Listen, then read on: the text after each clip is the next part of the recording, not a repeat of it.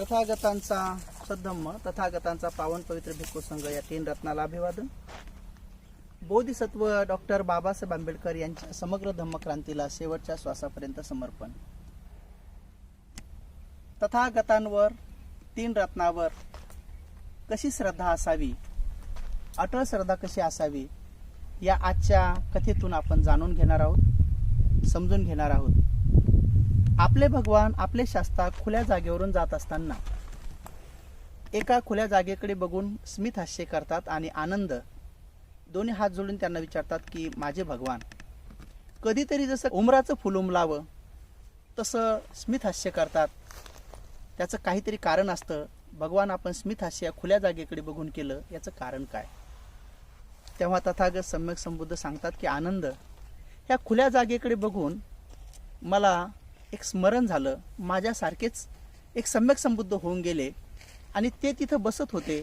त्यांच्या चारही बाजूंनी भिक्खू संघ बसत होता. याचं मला स्मरण झालं, म्हणून मी ते बघून स्मित हास्य केलं. आनंद हुशार होते. त्याने तक्षण तिथं जाऊन आसन मांडलं आणि भगवंताला विनंती केली, अहो भगवान, मग आपण पण या ना आणि इथं आसनस्थ व्हा ना. आणि त्यांच्या विनंतीला मान देऊन खरंच भगवान तिथे जाऊन बसले आणि त्यांनी आसनस्थ झाले. आनंदाने गुडघ्यावर बसून प्रणाम करून पुन्हा विनंती केली की मग ते सम्यक संबुद्ध त्यांच्या शिष्यांना, भिक्खू संघाला काहीतरी सांगत असतील ना, उपदेश देत असतील ना. हो आनंदा, हो भिक्खू संघा, ते उपदेश देत होते. मग आमचे भगवान सुद्धा आम्हाला काही उपदेश देतील तर खूप चांगलं होईल, अशी सगळ्यांनी विनंती केली. तेव्हा तथागत म्हणाले की आनंदा, मला आणखी एका गोष्टीचं स्मरण झालं इथं आल्यानंतर. ते कोणत्या गोष्टीचं झाले भगवान? अरे त्या भगवंताचा एक शिष्य होता आणि त्याची खूपच श्रद्धा होती भगवंतावर. त्या शिष्याचं सुद्धा मला स्मरण झालं. भगवान तो कोण होता? तर भगवान म्हणतात तो घटिकार कुंभार होता. भगवान तो घटिकार कुंभार का बरं एवढा श्रद्धावान होता? असं काय घडलं होतं त्या काळामध्ये? मग आपले भगवान, आपले गौतम बुद्ध त्या सम्यक संबुद्धाच्या काळात घडलेली घटना भिक्खू संघाला सांगणं सुरू करतात. म्हणतात, अहो भिक्षूंनो, तो घटिकार कुंभार एवढा श्रद्धावान होता. त्याला जेव्हा जेव्हा माहीत असायचं की माझे भगवान आज नगरीत आलेले आहेत, तो सर्व कामं सोडून द्यायचा आणि भगवंताच्या दर्शनासाठी यायचा. असंच एकदा सम्यक संबुद्ध त्याच्या नगरीमध्ये आले. त्याला माहीत होता क्षणी तो आपल्या एका मित्राकडे, ज्याचं नाव मानवक होतं, त्याकडे गेला. त्याने विचार केला की ह्या भगवंताचं दर्शन माझ्या मित्राला झालं तर त्याचंही कल्याण होईल. म्हणून तो त्या मित्राला म्हणाला की हे मित्र, चल ना, जगाचे कल्याण मित्र आलेले आहेत, आपण त्यांच्या दर्शनासाठी जाऊ. तो म्हणाला की मला आवश्यकता नाही, तूच जा. त्यावर घटिकार कुंभाराने त्याला समजून सांगितलं की अरे ते भगवान इतिपिसो आहेत, अरहंत आहेत, सम्यक संबुद्ध आहेत, विद्या चरण संपन्न आहेत, सुगत आहेत, लोकविदू आहेत, अनुत्तर आहेत, पुरुष दम्म सारथी आहेत आणि ते सत्ता देव मनुष्यानंग आहेत.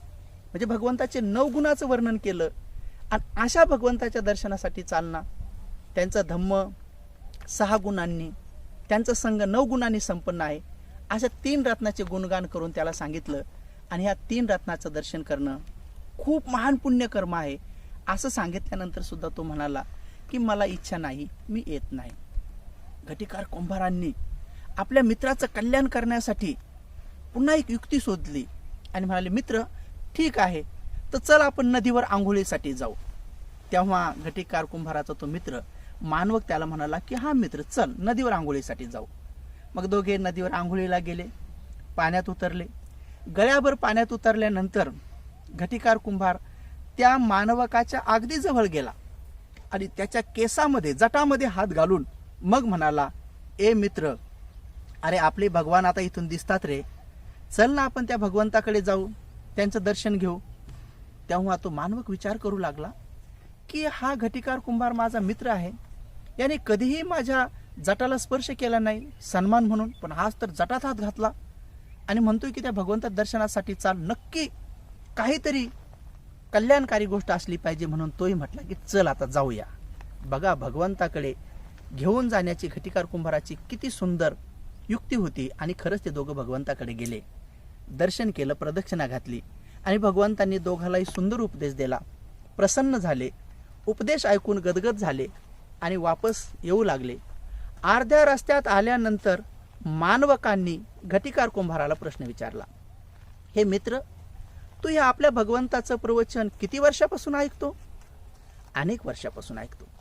मग भगवंताचा उपदेश ऐकून तुला साऱ्या दुःखातून मुक्त होण्यासाठी भिक्षू व्हावे वाटले नाही का कधी? अनेक वेळा वाटले मित्र, पण माझे माता पिता दोन्ही डोळ्यांनी आंधळे आहेत, म्हणून मला होता येत नाही. पण मानवक म्हणतो की माझे तर माता पिता दोन्ही डोळ्यांनी आंधळे नाहीत. चल म्हणे वापस, आपण पुन्हा भगवंताला विनंती कर आणि मला आजच भिक्षू व्हायचं आहे. बघा, एक तर पहिल्यांदा यायला तयार नव्हता, पण भगवंताचा उपदेश ऐकून पहिल्याच उपदेशामध्ये मानवकाला भिक्षू होण्याची इच्छा उत्पन्न झाली. वापस गेले.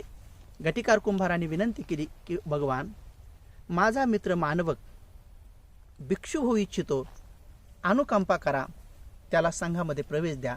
आणि भगवंताने त्याची इच्छा पूर्ण केली, त्याला भिक्षू बनवले. हे आनंद त्या सम्यक संबुद्धांनी घटिकार कुंभाराच्या मित्राला दीक्षा देऊन 15 दिवसपर्यंत तिथंच राहिले.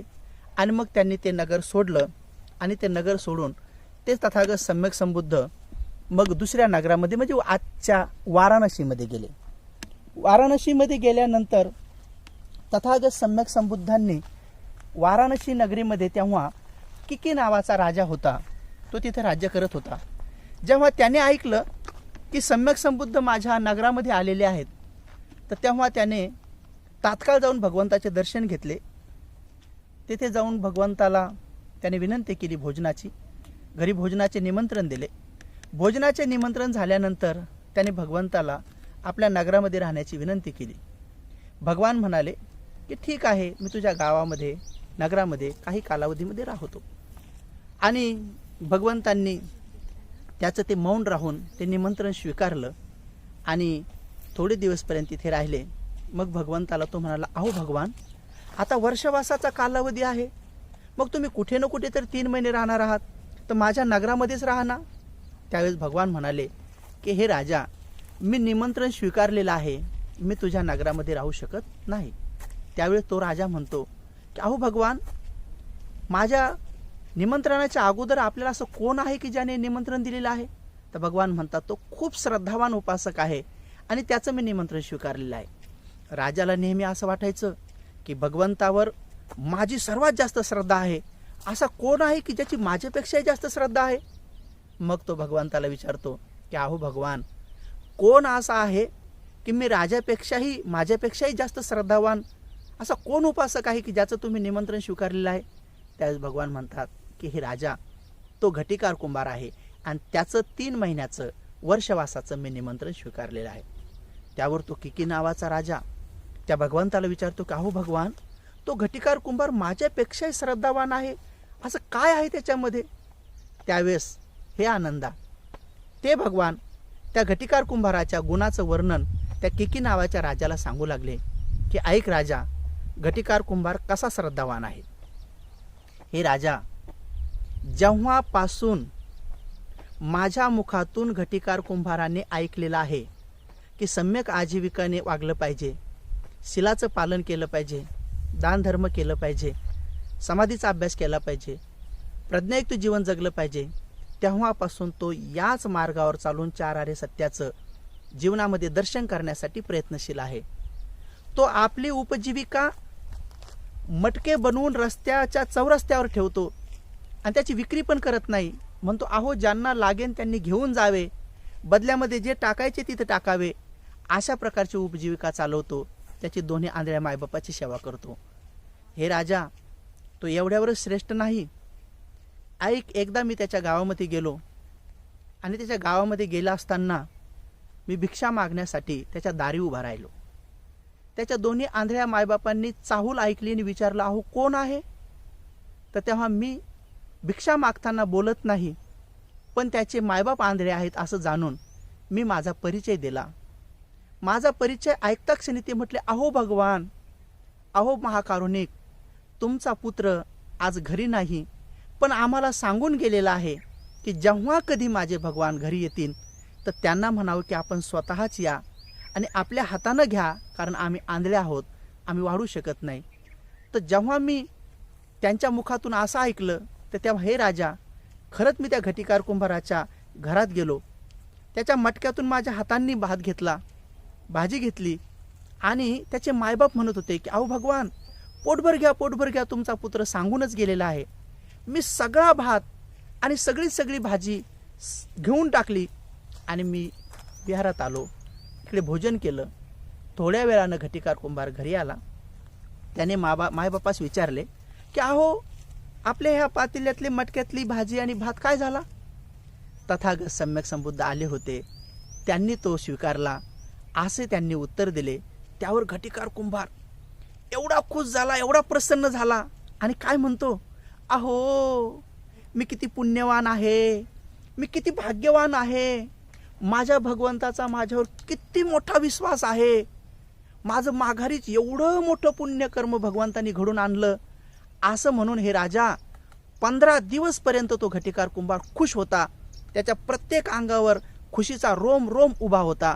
त्याचे मायबाप 7 दिवसपर्यंत खुश होते. असा तो श्रद्धावान घटिकार कुंभार आहे. हे राजा, एवढ्यावरच नाही, एकदा मी त्यांच्या गावामध्ये गेलो असता वर्षवासाच्या कालावधीमध्ये माझ्यासाठी कुटी बनवायची होती. तर भिक्षू लोक मला विचारतात की भगवान, तुमच्या कुटीसाठी आम्ही पालापाचोळा आणि गवत कुठून आणावे? तेव्हा मी सांगितलं, जा घटिकार कुंभाराच्या घरून आणा.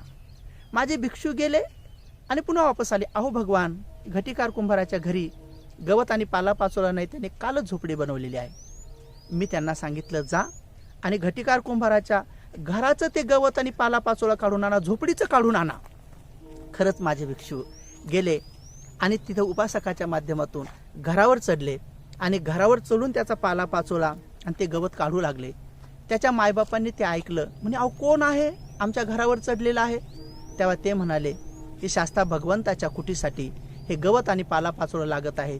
त्यावर ते म्हणाले, हा हा हा हा घेऊन जा, घेऊन जा, कारण भगवंताच्या पुत्राने आम्हाला सांगूनच ठेवलेलं आहे की भगवंताला भिक्खू संघाला खाली हाताने घरून जाऊ देऊ नका, घेऊन जा, खुशीने घेऊन जा. माझ्या भिक्षूंनी आणि त्यांनी त्याचं सगळं घर उजाडून टाकलं, त्याची सगळी झोपडी खुली केली, सगळा पालापाचोळा गवत आणून माझ्या कुटीला लावला. थोड्या वेळानं तो घरी आला. म्हणाला, अरे अरे अरे, आपली झोपडी कोण उजाडली? कोण आपलं घरी असं केलं? त्याचे मायबाप म्हणाले, शास्ता भगवंताचे पुत्र भिक्खू संघ आले होते आणि त्यांनी भगवंताच्या कुटीसाठी घेऊन गेले.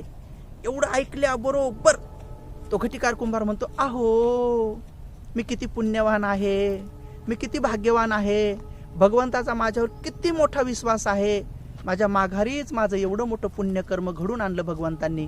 असं म्हणून तो 1 महिनाभर खुश होता. संपूर्ण शरीरावर त्याच्या खुशीचा रोम रोम उभा होता आणि त्याचे मायबाप 15 दिवसपर्यंत प्रसन्न होते. हे राजा, असा तो घटिकार कुंभार होता, अशी त्याची श्रद्धा आहे.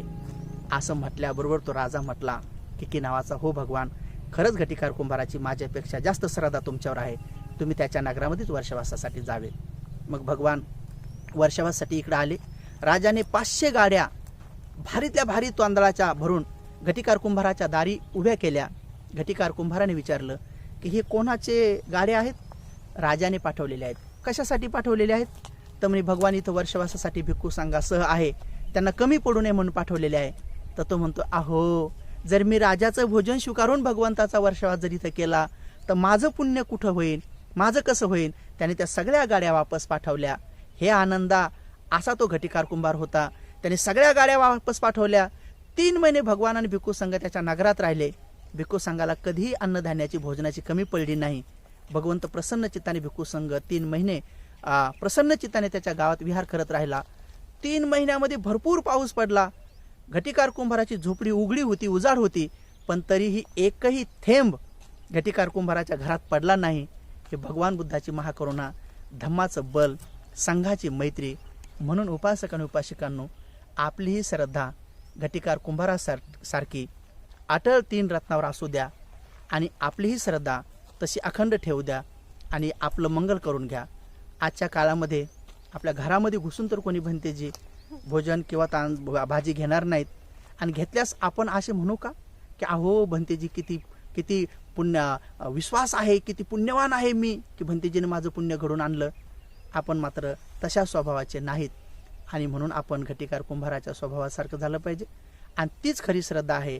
आणि म्हणून आजच्या प्रसंगी उपासक उपासिकांनो, जसं हे रान सुंदर हिरवा आहे आणि कोणालाही प्रिय वाटतं, जसं ह्या ऊस नेहमी सगळा गोड असतो, तसंच आपण गोड स्वभावाचं बना आणि तसंच आपण हिरवगार जसं की नेहमी टवटवीत राहा.